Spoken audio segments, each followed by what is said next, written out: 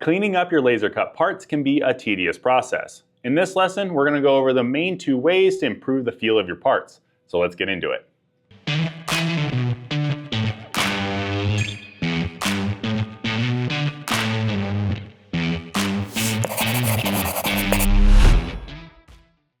Throughout Chapter 5, we've talked about the different manufacturing methods that affect your design.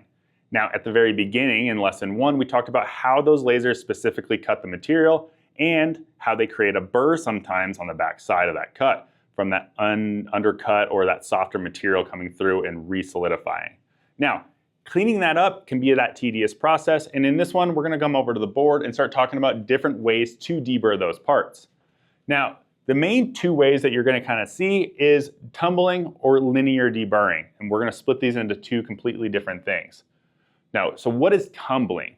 Tumbling is essentially a media. We can use ceramic, plastic, or a handful of others that you put your parts into, say, a large drum, and those are going to be turned over and over and over again, and it does an erosion process. So skipping down here to how does it work, I want you guys to think of a river rock, right? That water is rolling over those rocks. It smooths out the edge of those rocks through the friction of that water going over them, and you end up getting that smooth outer surface. Now, this is a slightly quicker process than a river rock being eroded over time in a river, but it's done through the same idea. These media have different grits or different cutting edges on them, making it faster or slower or a little bit more coarse or more polished, depending on what you want. And it's tumbled for anywhere from 15 minutes to several hours, depending on the machine that you have and the media and the surface finish that you're looking for. Now with that though, why do we do it? Well, we get that softer edge, we break off a little bit of that burr, though some materials it is much more difficult to break that burr off that are harder. Say an AR steel is going to be much more difficult to break that burr than aluminum. This does soften those edges though, so we're going to get a slightly rolled edge on that outer surface as well as internal surfaces as long as they are a certain size. Now our media is going to come in different shapes and sizes as well, and so it sets how small of a hole it can actually deburr. If you have a 40,000th hole in your parts, it's going to probably rub it smooth on the outer surface, but it's not going to roll that 40 thou diameter hole because the media can't actually get inside of it. Now with that being said though, you're not going to see a uniform finish. So this is not a perfect show ready finish, but it is a good cosmetic finish in the way that it looks essentially stone ground. It is uniform to a degree. It's just not going to remove any deep scratches. So just understand that it's not a true finished product, but it feels good in your hand and it's kind of ready for any secondary process, say anodizing, powder coating, so on and so forth. Now with that being tumbling, we're going to move on to linear deburr. So I want to make a big statement at the very beginning of this one. Linear deburr does not mean linear graining. So graining and deburring on this one, we're going to separate those two. They're not equal. Graining is actually a true finished product. Deburring, we're looking at only removing that slag from the outer surface. Now with that being said, what is it? It's essentially running our parts through a belt sander, which does put a linear grain on it, but linear graining is actually creating a consistent uniform finish, whereas this is not.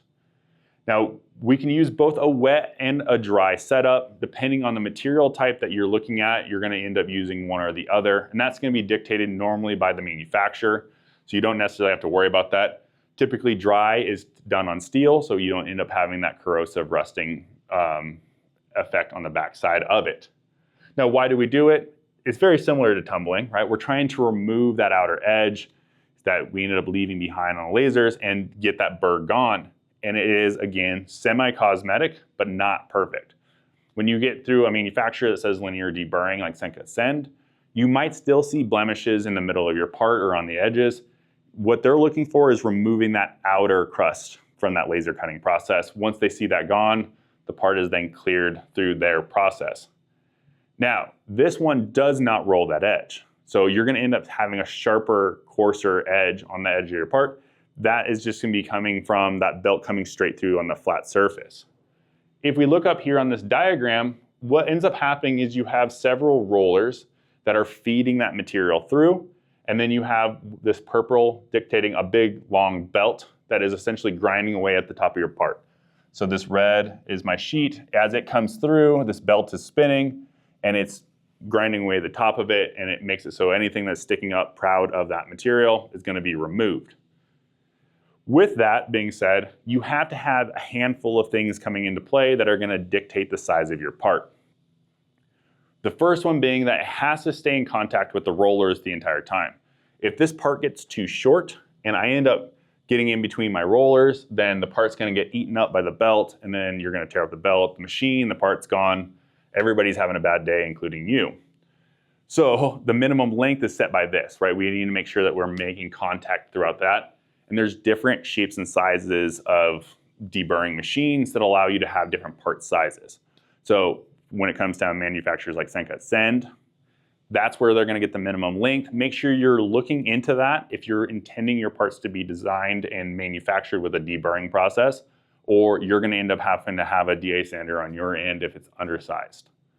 Now, additional size limits are going to be the width of that belt. So the overall width of that part can only be so large because the machine is only so large to fit it through. Again, different machines, different part sizes are allowed, but the most common ones and stuff are already taken care of in manufacturing at SendCutSend, so you're going to see the best case scenario there. Now, with that being said, this is just purely getting rid of that burr, right? And these are options and stuff that you can do through your secondary processes on the checkout through SendCutSend. Selecting those are going to increase the lead time. It's another process, as well as a little bit of cost there. But what ends up happening is that both of these give you a better finished sales-ready part from that. Now, with that being said, this is deburring, not finishing. We're going to move on in the next lesson to the start of our finishing conversations, starting with additive. So we'll see you on the next one.